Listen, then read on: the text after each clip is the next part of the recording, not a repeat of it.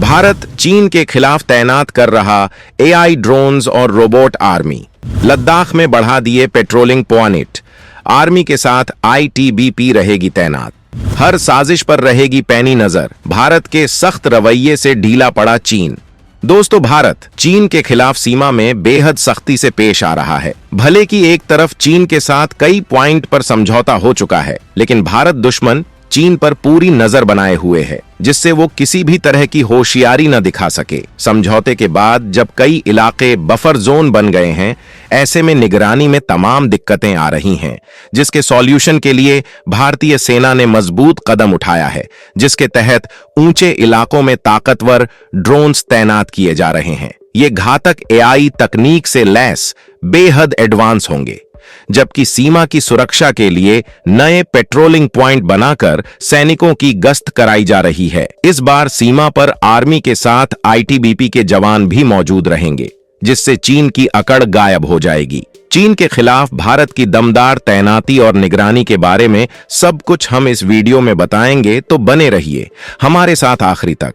और आगे बढ़ने से पहले भारतीय सेना के समर्थन में वीडियो को लाइक जरूर करें। एआई तकनीक से लैस ड्रोन और रोबो आर्मी की धमक से दहल जाएगा चीन। दुश्मन की हरकत की पल पल मिलेगी सेना को खबर, साजिशों का मिलेगा जवाब। उधर चौकसी में भी सख्त हुई सेना। अब हर पॉइंट पर लगातार की जाएगी गश्त। अभी हाल में ही चीन के साथ कई पॉइंट को लेकर समझौता हुआ है, जिसके तहत नए बफर जोन बनाए गए हैं। इन नए जोन्स के बनने की वजह से कई पॉइंट पर हालात ऐसे हो गए हैं कि गश्त वाला इलाका काफी दुर्गम और ऊंचाई पर पहुंच गया है। लेकिन भारतीय सेना इसके लिए अत्याधुनिक तकनीकियों का इस्तेमाल कर रही है, जबकि नए रास्ते बनाकर गश्त के लिए नए पॉइंट भी तैयार कर दिए गए हैं, जिससे चीन भारत के खिलाफ कोई होशियारी न दिखा सके। भारतीय सेना और आईटीबीपी मिलकर बॉर्डर की सुरक्षा करेंगे। सीमा में सेना की तैनाती के बारे में हम आपको आगे बताएंगे, लेकिन इससे पहले हम आपको उन अत्याधुनिक हथियारों के बारे में बताना चाहेंगे जिनकी सीमा में तैनाती की जा रही है।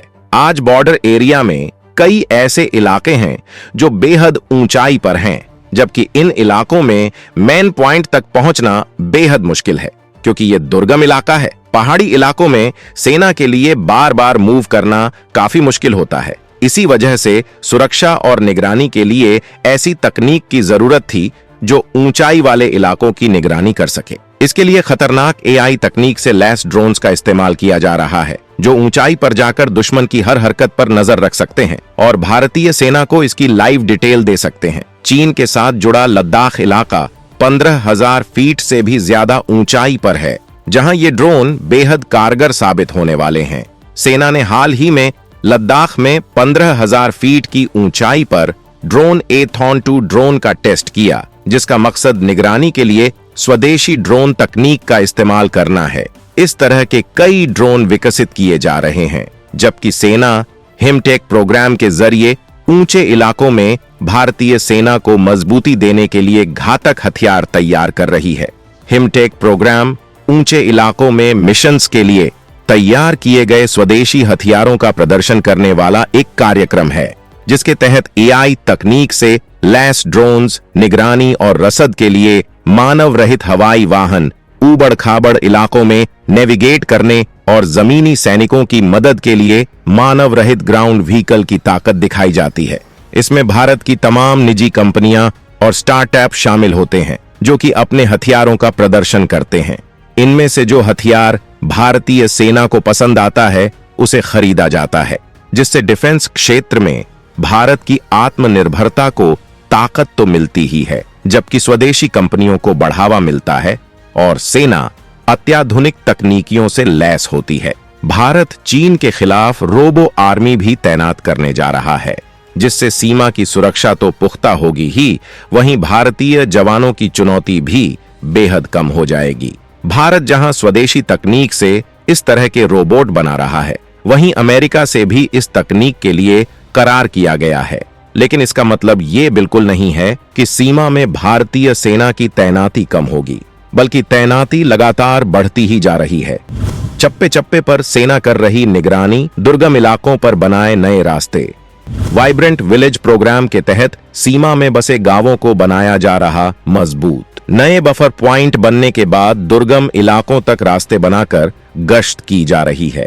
भारतीय सेना और आईटीबीपी मिलकर गश्त कर रहे हैं। आईटीबीपी का मतलब है भारत तिब्बत सीमा पुलिस। यह भारत चीन सीमा पर सुरक्षा और शांति बनाने का काम करती है। भारत ने पहले ही सीमा के इलाकों में अपना इंफ्रास्ट्रक्चर मजबूत बना लिया है। नए बफर जोन बनने की वजह से गश्त के लिए नए पॉइंट भी बनाए गए हैं, लेकिन वहां तक पहुंचना मुश्किल था। इस वजह से नए रास्ते भी बनाए गए हैं और लगातार इस इलाके की निगरानी की जा रही है। भारतीय सुरक्षा बल अब 65 से बढ़ाकर 72 पॉइंट्स पर पेट्रोलिंग करेंगे, जबकि भारत वाइब्रेंट विलेज प्रोग्राम के तहत सीमा में बसे गांवों को इतना ताकतवर बना रहा है कि किसी तरह की दिक्कत होने पर इन गांवों से सेना को रसद मिल सके। वहीं हर सुविधाओं से लैस होने की वजह से भारतीय सेना को कम्युनिकेशन में भी कोई दिक्कत नहीं होगी। गश्ती को लेकर विदेश मंत्री जयशंकर ने अपनी अमेरिका यात्रा में भी बात की है। वहीं भारत सीमा तक पहुंच के लिए हर तरह के विकास कार्यों को अंजाम दे रहा है, जिसके तहत सड़कें, टनल और सर्विलांस को मजबूत किया जा रहा है। कई जगहों पर सड़कों को इस लिहाज से तैयार किया गया है कि जरूरत पड़ने पर इन्हें रनवे की तरह इस्तेमाल किया जा सकेगा, जिससे फाइटर जेट की तैनाती और एक्शन में कोई दिक्कत नहीं होगी। लगातार सड़कों का निर्माण किया जा रहा है। कई इलाके ऐसे थे जहां सर्दियों के मौसम में बर्फ की वजह से आवाजाही मुश्किल हो जाती थी, लेकिन अब इन इलाकों में टनल्स बना दी गई हैं, जिससे हमेशा इन रास्तों पर ट्रांसपोर्टेशन हो सकेगा। जबकि इन टनल्स को इतना मजबूत बनाया गया है कि इन पर किसी हमले का भी असर नहीं होगा।